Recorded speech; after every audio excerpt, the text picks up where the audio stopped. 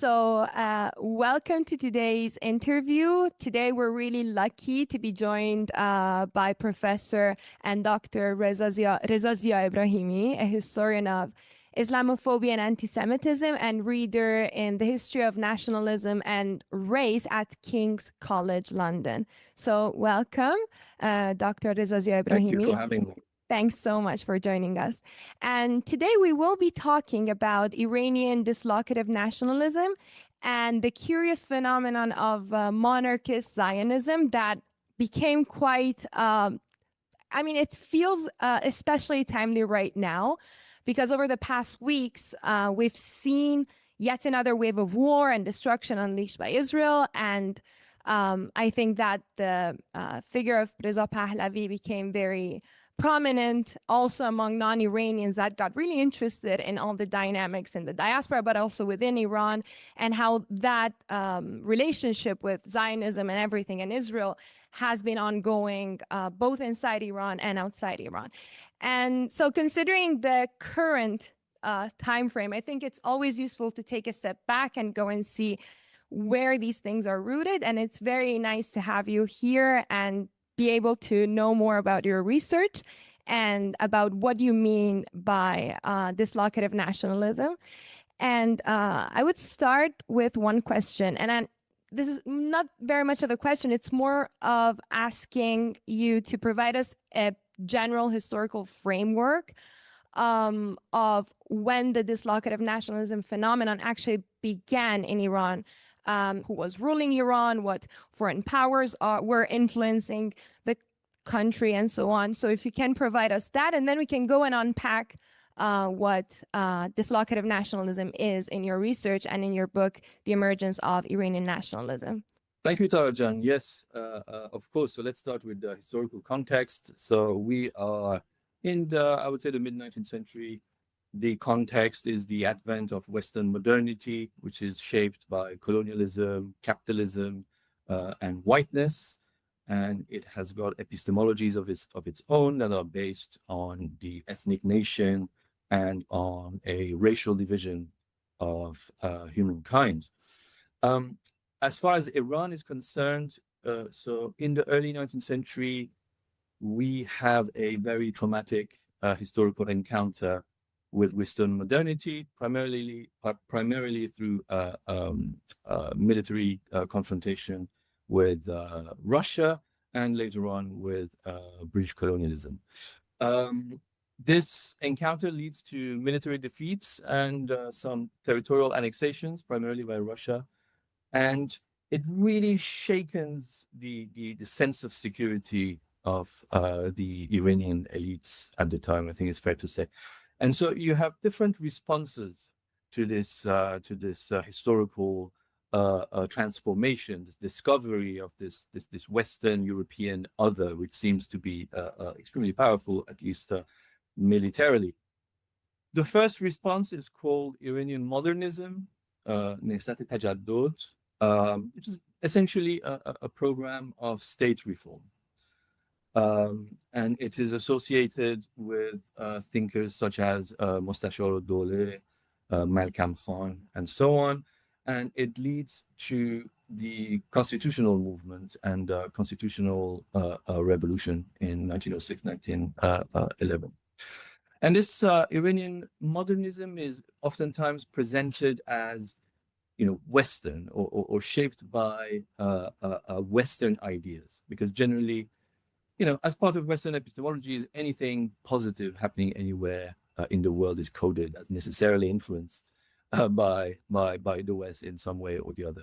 And this is something that I disagree with. I think that the constitutional revolution and even the ideology of constitutionalism are tremendously indigenous in their in the practices and also in the conceptual frameworks. So much more perhaps than we had realized to this day. So that's the first response to military defeats against the Russians and later the British. The second response is what I call dislocative nationalism, which is very much a minority view for a very long time.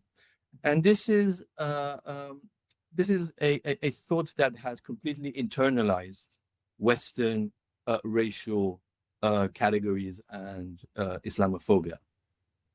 And this is something that I associate with thinkers such as Mirza Fatali Akhundzadeh, who was an agent of Russian imperialism in the Caucasus and who had internalized a specifically Russian form of Orientalism and Islamophobia. And to a lesser extent, another thinker called Mirza Awakhan Kermani. Now, the question is, how can a non-white people internalize racial thought and Islamophobia? Well, it's partly due to a quirk in European racial thought, which is the opposition between the Aryan and the Semitic races, which plays a very important role in European anti-Semitism, and is essentially based on ideas of linguistic similarity. So the fact that Indo-European languages have some, display some similarities is coded in this typically 19th century ideology as racialization. Yeah. So linguistic similarity is racialized, if you will. And the Semites are, of course, the Jews and the Arabs. I think the inclusion of Iranians into the Aryan race category was not intentional, and I think it's important to stress that the ideologues of Aryanism never thought of Iranians as fully fledged Aryan. So that's the first reason for this bizarre uptake of racial thought. The second reason is that this was also made possible by the fact that Iran was never formally colonized. So while we were dominated by Russia and Britain throughout the 19th century and beyond, we did not live under a colonial racial system that, pushed down racial domination down the throats of Iranians. So, unlike India, unlike Algeria, Palestine, of course. So in some ways, our elite thinkers were not vaccinated, if you will, against European racism. So, in the same way as I disagreed with the portrayal of Iranian modernism as influenced by the West, which I think is really wrong, I also disagree with the portrayal of this form of nationalism as indigenous. But I think that is wrong too. The very idea of the ethnic nation, the very conceptualization of race, the racialization of Islam, and the profound Islamophobia that we are dealing with, these are all highlights of European modern epistemologies.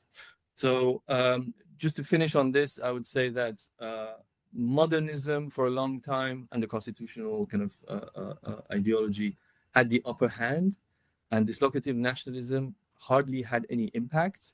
But there is a historical turn around the years 1910s where the constitutional revolution and the outcome, the state that is the outcome of the constitutional revolution, is very much discredited and seen as weak.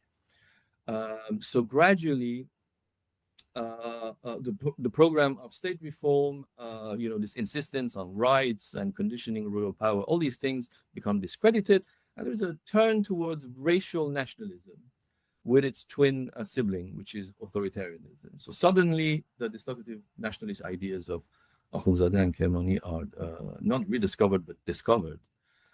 And this has a great deal of influence on the emergence of the Pahlavi state. So it's an important turn.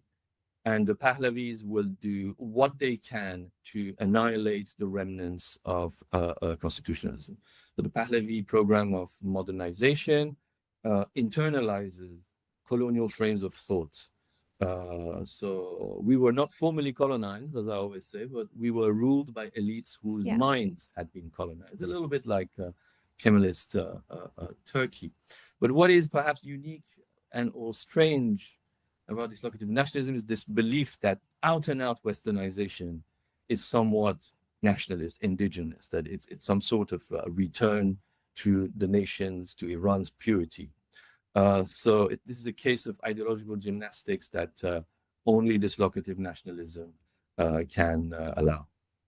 So this dislocative nationalism was born in a time frame that it wasn't actually, I would say, widespread, or it was very much connected to some specific ruling elites. When did it become, and how did it turn into a very pushed, national identity? When was it pushed so much on people, maybe in schools and in usually nationalisms are based on a lot of tropes, and how did it emerge, and in what ways, I guess, the Pahlavi dynasty did it push this form of nationalism down that was very interestingly opposed to other forms of nationalism that were towards Iranian sovereignty. So the sovereignty of the people in the face of despotism, but also imperialism that was emerging on the other hand. So how was this? How did the Pahlavi dynasty, try to impose this form of nationalism? So that's a very good question. So as I was saying, in the years 1910s, you have a gradual conversion of the elites to dislocative nationalism, and also a belief that what we need is a strong leader. So you have people such as Sayed Zia, who supports the emergence of Reza Khan as a military leader, who then gets rid of the last Qajar king and crowns himself Shah of the new Pahlavi dynasty in 1925. What happens is that, so unlike some accounts, Reza Shah was not completely illiterate, but he was not a man of culture. He was, he was simply a military, a Cossack officer. However, he had around himself a group of individuals that were completely committed to dislocative nationalism and who would give him literally daily lessons, educate him in the history of Iran from that dislocative nationalist lens, and converted him. So gradually you start to see dislocative nationalism infiltrating, official ideology and state discourse. You can see that in the millenary celebrations of Ferdowsi, for instance. You can see that in the architecture of the time. Just look at Banque Melli, for instance. It's 1930s neo-Persian architecture, and architecture that tries quite literally to bring Iran back to its pre-Islamic past. And importantly, it becomes completely integrated into the curriculum of the newly created mass schooling system. That's how you have an ideology, a nationalist ideology that starts permeating society.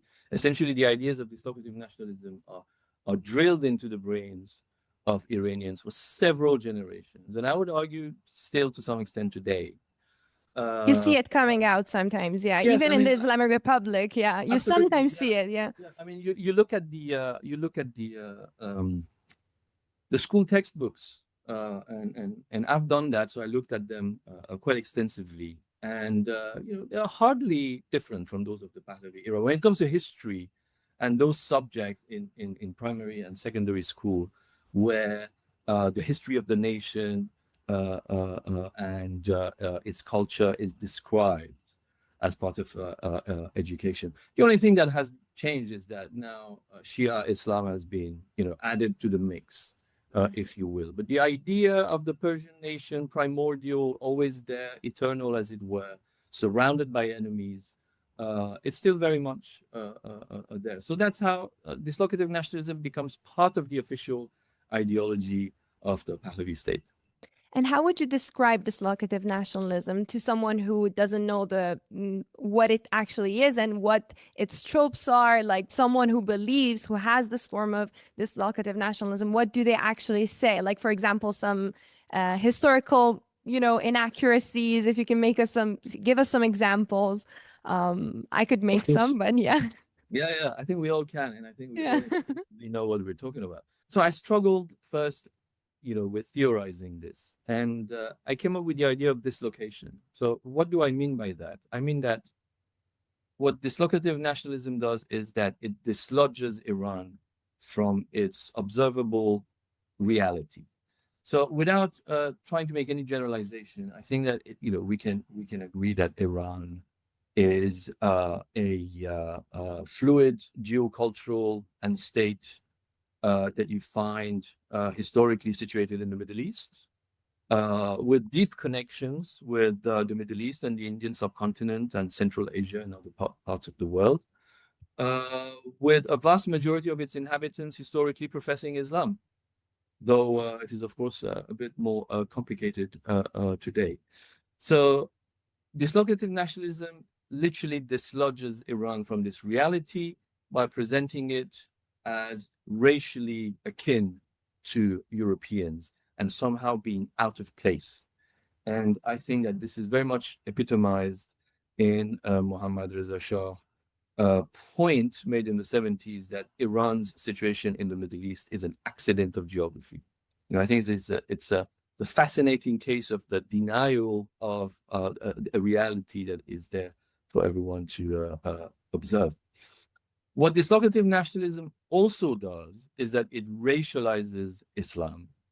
So building on this Aryan versus Semitic dichotomy, the historical process whereby the inhabitants of the Iranian plateau gradually adopt Islam, which is a very complex history over several centuries, is crudely reduced to an Arab invasion. So it's very much, racialized as, something that the Arabs have done, given that obviously Islam is racialized as a product of the Arab Semitic mind. And this reduction is necessary to fit this complex history into kind of like neat modern racial categories of Aryan, Semitic, Persian, Arab, and so on and so forth. Of course, the reality is that these modern categories are of no use at all to make sense of pre-modern history, and that's not how the people who lived at the time thought. And as historians, we know that local Persian-speaking elites, in fact, played an important role in the diffusion of Islam eastwards. So in this operation of dislocation, language is also very important because language is a proxy for race, right? The Arab invasion is portrayed as an attempt to impose the Arabic language on us, and then we are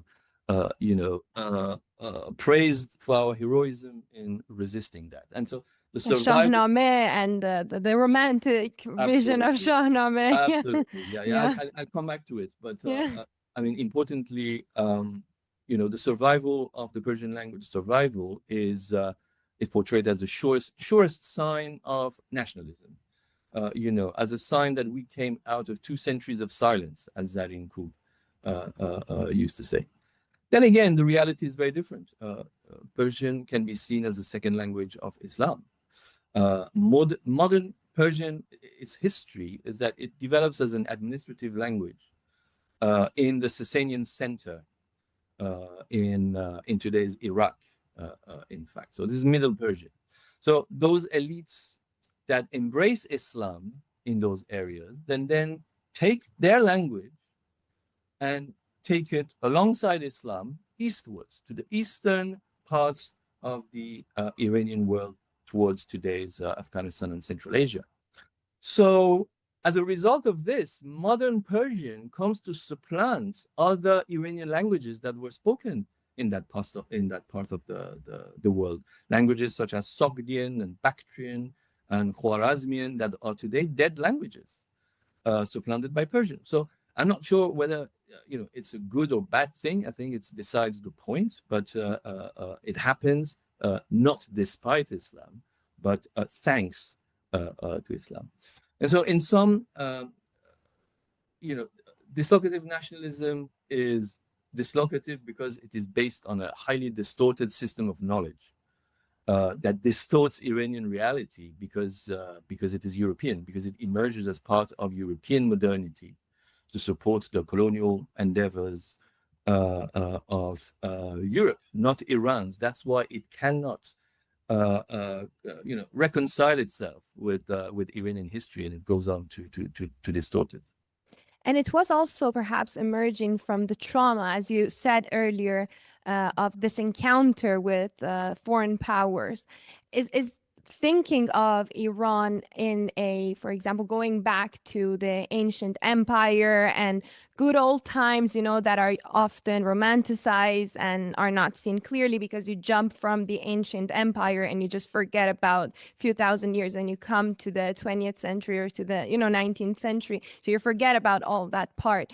And is that somehow a way of wanting to just say it's other people's fault? It's the Arabs' fault. They invaded us, Islam came, and that's the backwardness that we have is from Islam. If we didn't have Islam, it would still be this huge empire and be akin to these European modern countries, but it was Islam that brought us back. Is that also because of the trauma that this foreign encounter with foreign powers had on Iranians and on those elites? Does that have an impact on them? I mean, absolutely. I think you just nailed it there. Dislocative nationalism, what explains its universal uptake and its success since its birth, even though the kind of like the Western background of its system of knowledge has changed a great deal, but since the 19th century, the Aryan race and so on, nobody really talks about that anymore. But Iranians have preserved it in some ways because it plays a very important role. It makes sense of the 19th century Iranian predicament, which is that of backwardness. So this is not my judgment of 19th century Iran. I'm actually a very big fan of 19th century Iran reasons. But this is how those thinkers saw Iran. We are backwards. This challenge is insurmountable. This military adversary is impregnable. What shall we do? And of course, dislocative nationalism comes in very handy in making sense of this, given that I call it a European handshake. So it's a little bit like imagine a European colonial orientalist, orientalist thinker or scientist that comes and shakes your hand and tells you, you know what, you're part of the same race as we are. And I'm going to explain to you what happened and why it is that you are backward. It is obviously, the fact that you've been contaminated with Semitic filth in the shape of Islam. This really strikes these thinkers, and it produces this idea that the panacea, what will return Iran almost automatically into its ancient pre-Islamic glories is not state reform or any such thing. It is simply uprooting Islam, which is the product of the Semitic mind. Hence, all these attempts that, when you think of it, dispassionately, can possibly not have any impact on the daily lives of Iranians or on the status of Iran in the world. But these constant attempts to eliminate Arabic loanwords, which is essentially transforming Persian into a completely engineered new language, and it's also cutting us off from our ancient literature, including Ferdowsi, ironically. So it's this idea that we need to uproot Islam, and that's all we need to do. And then, as if by magic, we will be returned to the glories of Cyrus the Great and Persepolis and whatnot. And it's with this type of idea that Reza Shah literally bans the Islamic practices of ta'ziyeh, of veiling, of course, and all the external manifestations of Islam. That's why, well, he was not great on linguistic purification, but this linguistic purification is, it's all over us.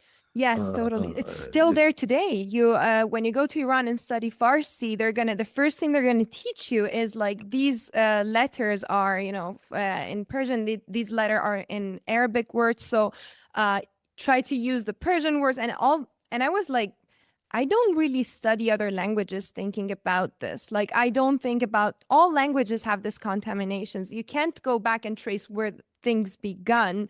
So I never saw the point in all this. And I always thought it was such a waste of time. And it's quite Absolutely. crazy. I mean, languages are organic and they develop in a manner that is fluid, over centuries.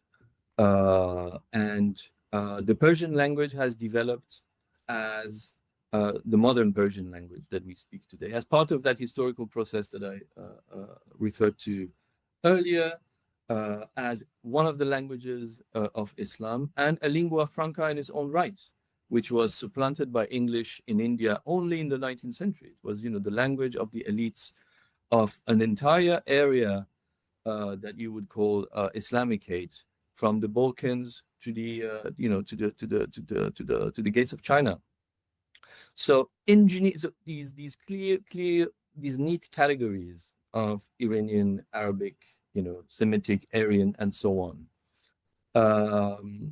These ideas emerge only with nationalism. But what is saddening is that in my view, one of the greatest richness of the Persian language is continuity. It's a language that has been so codified that we can read texts that are 1,000 years old and come from other parts of the world and still understand them. And this Farsi Sari, this elimination of Arabic loanwords, it is producing an engineered pidgin language that doesn't have a history, that is entirely new, and that cuts us off from this cultural heritage. So strangely enough, thanks to dislocative nationalists, our grandchildren and great-grandchildren perhaps will not be able to read the Shahnameh anymore. It's unbelievable. And since you mentioned the Shahnameh, there's a sort of nationalist view on Shahnameh that is, in my view, very much linked to dislocative nationalism, because you see people having this reinterpreting and re-seeing a masterpiece of our literature, which is Shahnameh, and viewing it as a step towards this nationalist identity, getting rid, like the way that I heard people talking about it is, we united Iran under one language with Shahnameh, and we got rid of the Arab domination. So this is the trope that it's often sold with Shahnameh. What is your response to that? Just to give people an idea of what it's a very practical way to understand what dislocative nationalism is. Yes, I mean, our historical, literary, cultural archive is re-engineered to fit into the kind of like the model of dislocative nationalism. And you're right to highlight the important role that Shahnameh plays in this. So the Shahnameh, our national epic, the Book of Kings, is presented as a nationalist, anti-Arab, anti-Islam project written in pure Persian without any Arabic loanword, which is of course nonsense. I mean, for one thing, there are Arabic loanwords. I mean, there are studies about Arabic loanwords in the Shahnameh. Moreover, Ferdowsi is a Muslim poet. He makes his devotion to Shia Islam and Imam Ali in particular very clear in the introduction, which is biographical. All right. And then in terms of, the anti-Arab stance, we are told that, we're time and again referred to that one verse in which one of the characters, not Ferdowsi himself, so a Persian commander, calls the Arabic speakers or the Tazian lizard eaters. And so this is presented as, the timeless, animosity between Persians and Arabs. Sadly. But, there are large sections that are ignored, particularly the Bahramgur episode, where those same Tazian Arabic speakers are portrayed very positively and praised. So it's very difficult to force something like the Shahnameh into these modern ideas of us and the other.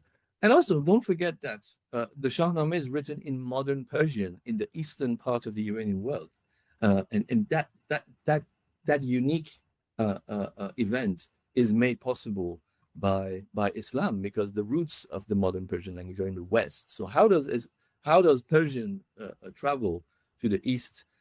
It's thanks to Islam. Very briefly, just to say that there are, the Shahnameh is not the only case. There are also ancient occurrences of the term Arya that are presented as solid proof and evidence that Iran is this primordial, timeless nation. in its current shape since the dawn of time. So you find the term Arya in Avestan sources, for instance, but also in ancient inscriptions such as Nasher-Rostam, for instance, in which King Dariush or Darius describes himself as Arya of Arya stock. Now, what is important to bear in mind is that Arya then and the Aryan race today are obviously two completely different things. The Aryan race is a European idea born in the 19th century, you know, but as far as ancient Arya is concerned, there's frankly no consensus on what it actually meant. And moreover, its meaning shifts over time. Sometimes it seems to be an ethnonym, so used to refer to a group of people. On other occasions, it's a caste or social class, or a language, or a political category.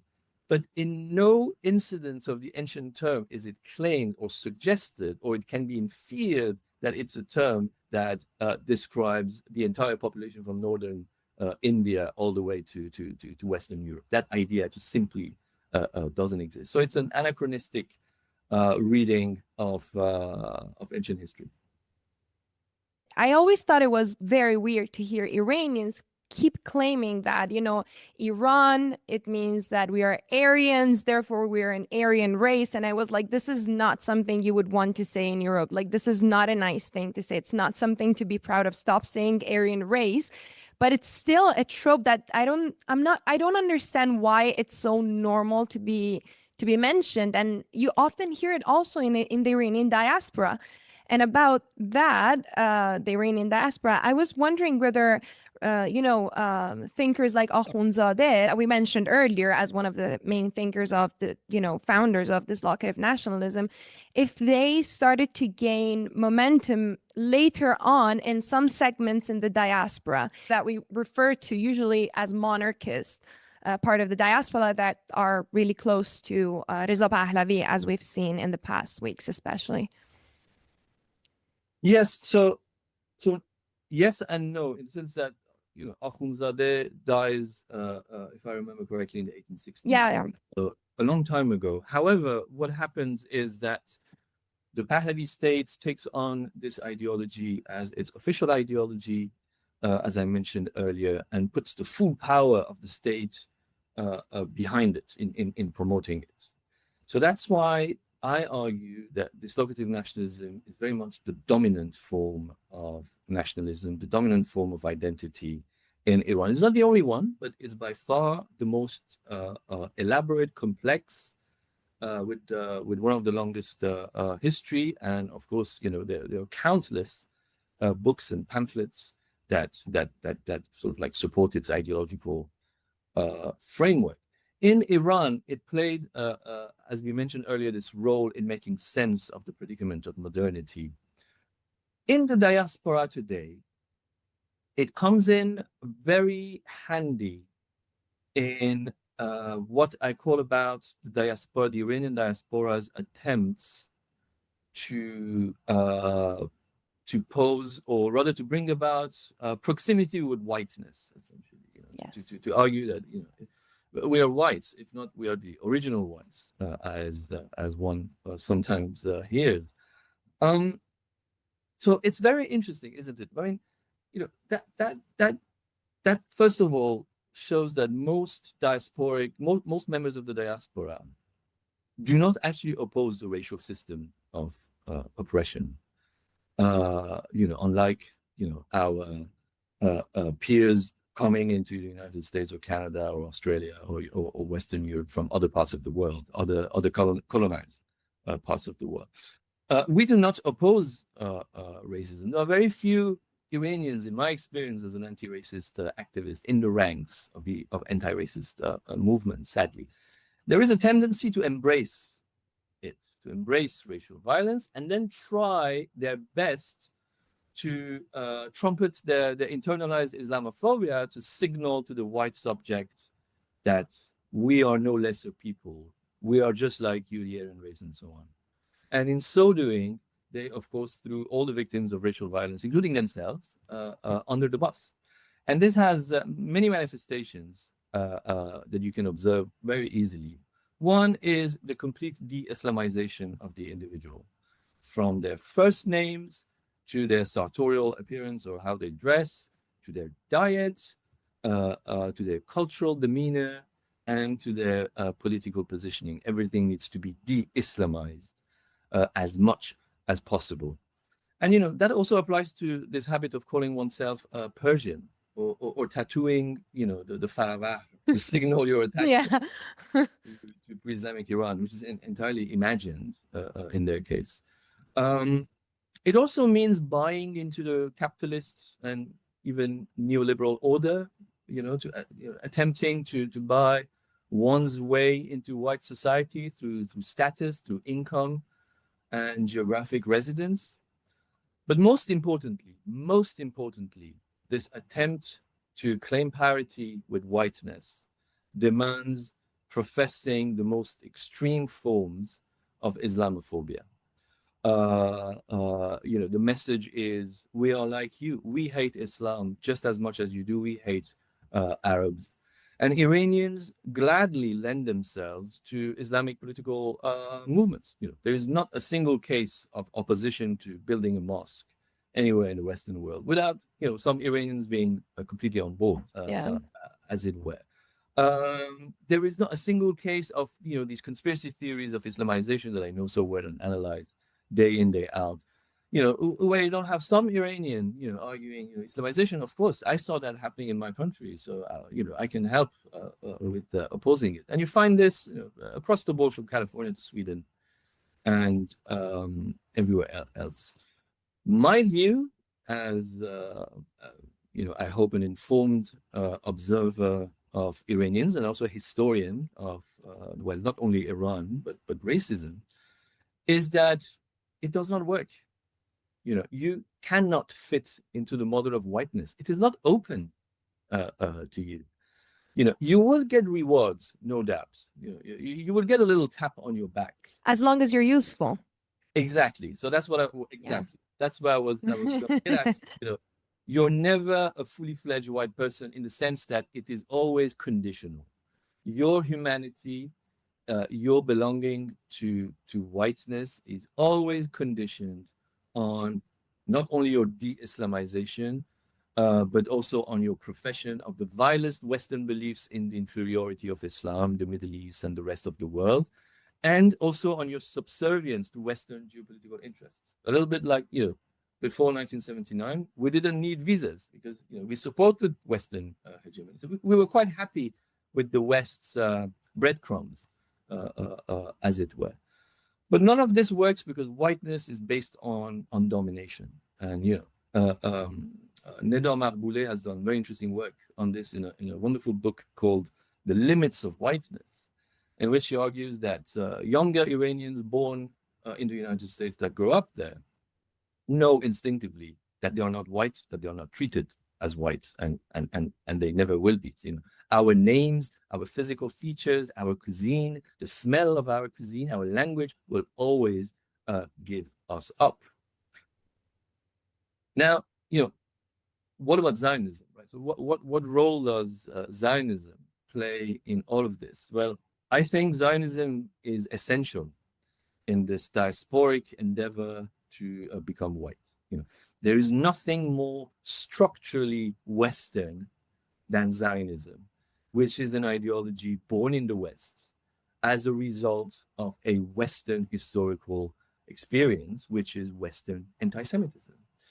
There is nothing more Western than the solution that Zionism provides to this problem, which is the creation of a violent, genocidal, settler colonial, Jewish supremacist state in the Middle East to solve that European problem, anti-Semitism and the Holocaust, at the expense of a largely Muslim population, the Palestinians, whose rights to their own land and even their very humanity, is disposable for the interests of Zionism. It doesn't matter what they say, it never mattered what they had to reply, anything. It just was, there you go. We have to fix an injustice made over here over you. So exactly. Subhuman yeah. is the word. It's never pronounced, but that's what it is. And not only that, in fact, the blame is shifted on them, given that.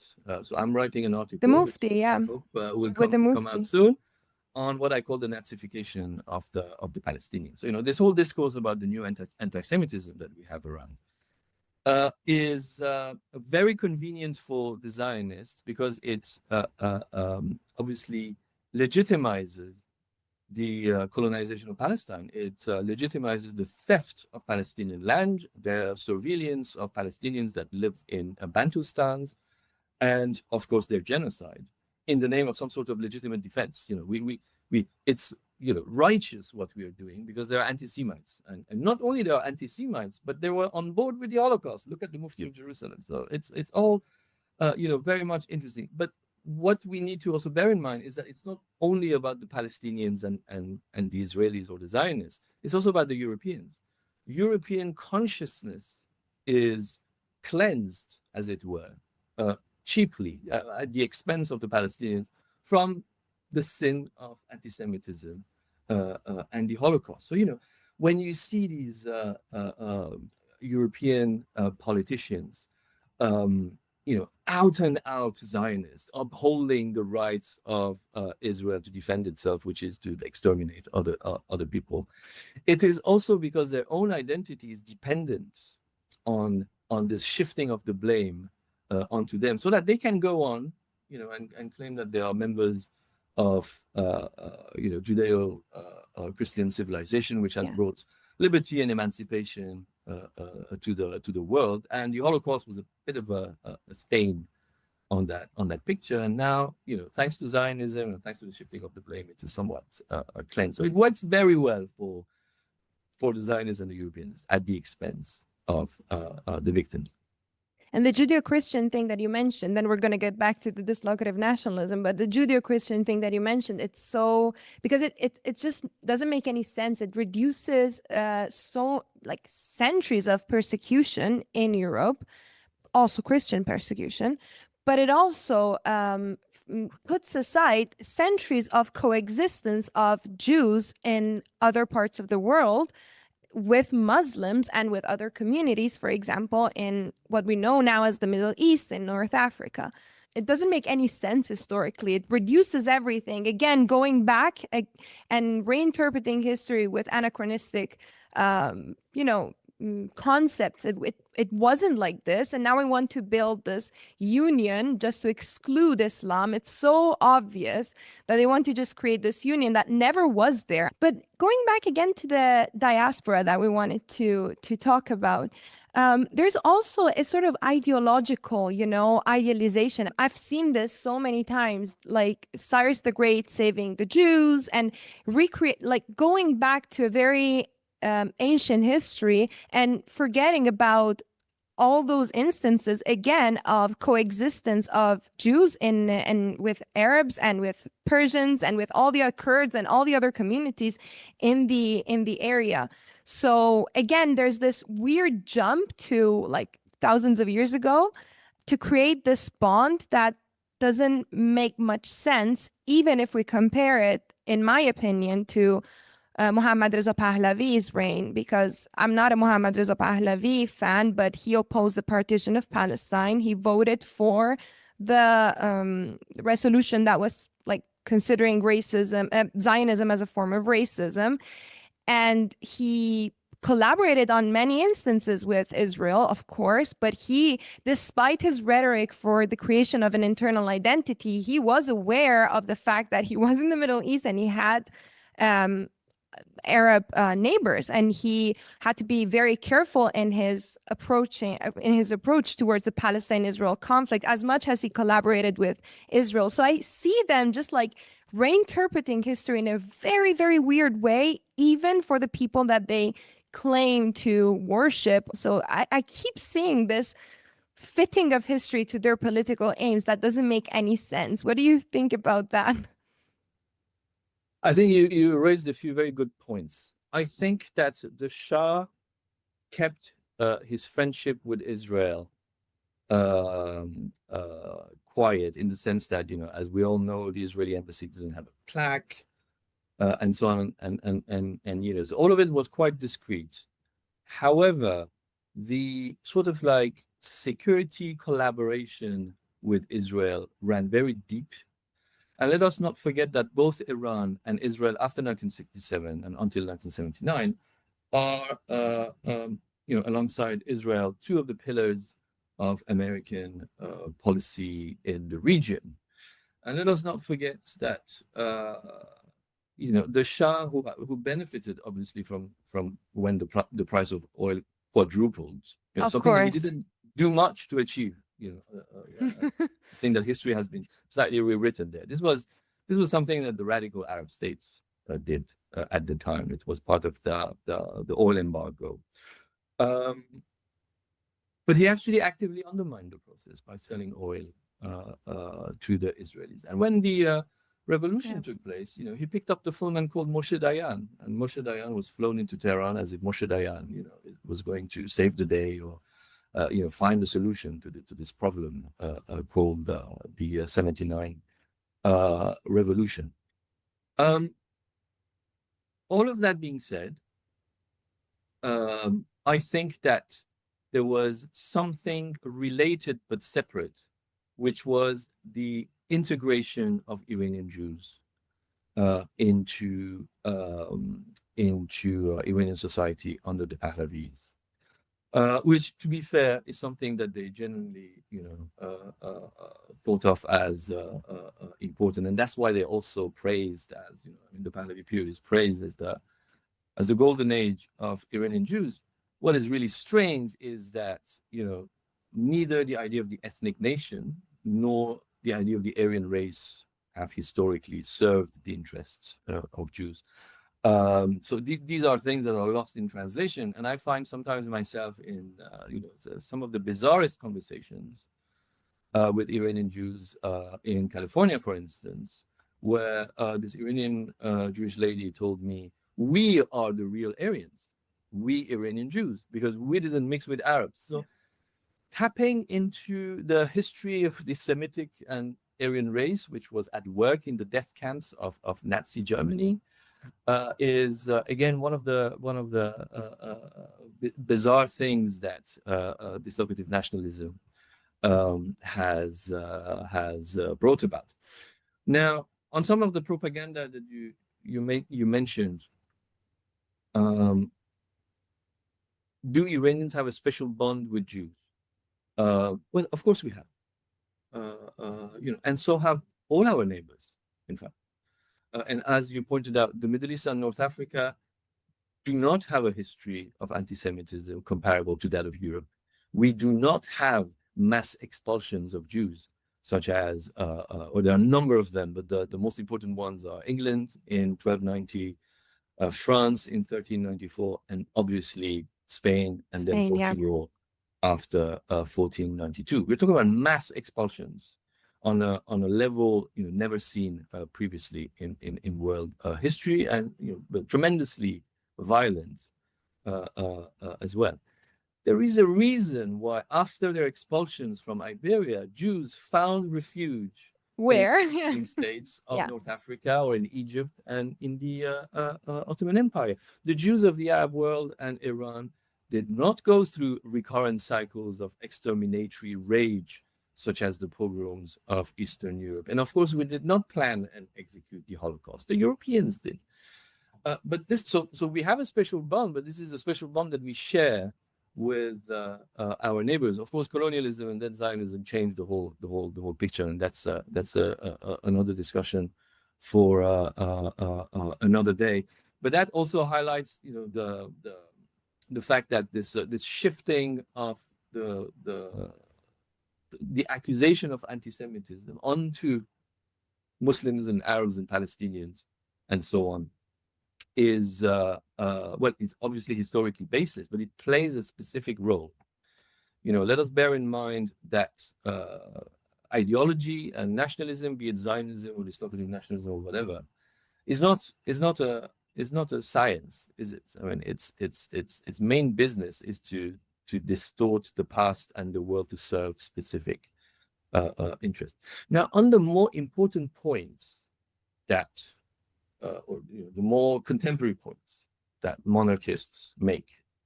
For instance, that Iran and Israel have common interests and common enemies and are natural allies.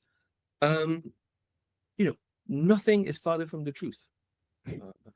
Only once you have completely internalized dislocative nationalism and imagine that a racialized Arab, shapeless mass is, by definition, the enemy of Iran, only then can you think of Israel as an ally. But forgive me, it's actually a very silly idea. But Israelis have understood this silly idea and have become very good at tapping into it by claiming, for instance, by saying all the things that they need to say to ingratiate themselves with dislocative nationalists and monarchists, that they like Cyrus the Great, that there is a street called Cyrus the Great in Tel Aviv and there's none in Tehran, and making all these claims while bombing us, or arguing that Iranians are a great nation, that they need to free themselves from the Islamic occupation. Yeah, they call it the Islamic occupation. Exactly, so which is crazy. It's really this kind of like Western epistemology of Islamophobic rewriting of history that is at play here. But the reality is that Israel is nobody's friend, and especially not Iran's. And this has been clear for everyone, any observer of Israel for many years, but it has become very obvious with their recent genocide, attacks. on Iran, even more. Exactly. But one has to be blind to believe that the Israeli propaganda about surgical strikes. In fact, the top brass of Israel's state and its genocidal IDF is characterized by what my Israeli colleague Hagai Ram calls Iranophobia, which is a view of the world informed by Islamophobia and the belief in the superiority of the Western model that needs to be imposed on everyone by the force of arms if necessary. It doesn't differentiate Iranians from Arabs, from Palestinians, and this is the opposite of this idea of common interest. As a matter of fact, it is quite clear that what the Israelis wish above everything else is neither an end to Iran's nuclear program, nor even the removal of the Islamic Republic, but rather an Iran that is simply incapable of posing any challenge to the US-Israeli hegemony over the region. And just look at the region, and I think it's quite visible exactly. that... Look at Syria, and you have the model that they are banking on. This is a balkanized Iran, and Iran turned into a failed state, with each part of it ruled by a different, but just as inoffensive faction or ethnic group or militia. What interest do the Israelis have in a strong Iran? Absolutely zero. None, from any perspective you look at it. Another point that I wanted to make, if you allow me, absolutely, is that as Iranians, we really need to understand that the genocide of the Palestinians is our genocide. It's a genocide against us as well.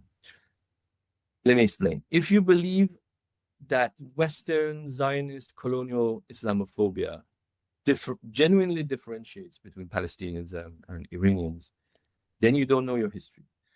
What allows for the genocide of the Palestinians to take place is, of course, Zionism and, of course, the support it has in the West and the arms and so on. But it's also, the indifference, the absolute indifference of the Euro-American masses and their ability to watch day in, day out, children be incinerated, aid seekers be shot at point blank, and entire populations starve to death if they are not bombed, and look the other way at best. At best, look the other way. At worst, jubilate.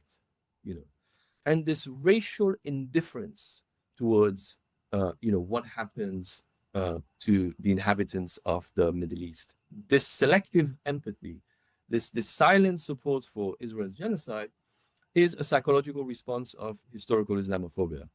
And, again, Islamophobia does not differentiate between Palestinians and Iranians, or Arabs and Iranians, or even between Muslims and not Muslims.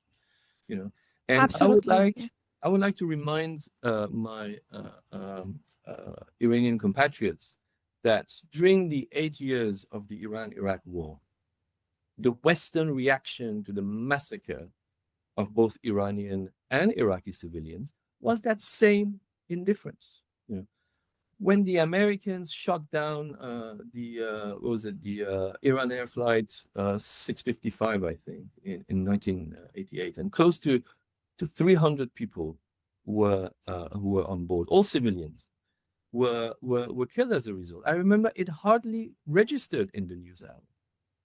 And so it is the same indifference again that justifies in the minds of Western policymakers that Iranians should endure all sorts of economic hardship under the sanctions regime, or even be bombed to shreds by the Israelis, as long as Western interests are served, because that's the only thing that matters. That matters. I'm not denying that the Islamic Republic has a role to play in all of this.